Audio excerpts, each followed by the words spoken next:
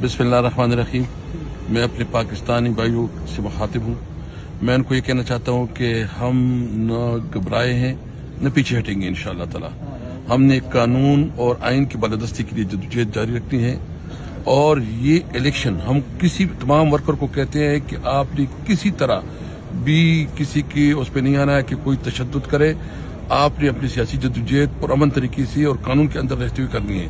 मैं सिर्फ इतना कहता हूं कि इलेक्शन का टाइम है, ये हमें कोशिश करेंगे कि दूसरी तरफ लेके जाए, इंतकामी कार्रवाई करें, लेकिन आपने सिर्फ और सिर्फ अपने कानून के अंदर रहते हुए अपनी जद्दोजहद जारी रखनी है। इलेक्शन आना है, आप सब जो है ना इमरान खान बनेंगे, आप सब जो है ना असद कैसर, और आप सब पाकिस्तान की आवाज बनेंगे। आप लोगों ने इलेक्शन जितवाना है, 2/3 मेजॉरिटी से इलेक्शन जीतेंगे।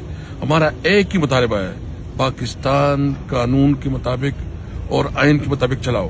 पाकिस्तान में कानून की बालादस्ती होनी चाहिए और पाकिस्तान में तमाम सियासी पार्टियों को लेवल प्लेइंग फील्ड मिलनी चाहिए। जिस तरह ये सियासत हो रही है, जिस तरह इलेक्शन के लिए तैयारी हो रही है, ये कोशिश कर रहे हैं कि एक आदमी को इन्होंने पहले से वज़ीर-ए-आज़म डिक्लेयर किया हुआ है, जो कि इंशाअल्लाह अवाम उसको पूरी तरह शिकस्त देंगे। फैसला अवाम ने करना है, खवास नहीं। आप अवाम ताकत आपके हाथ में है।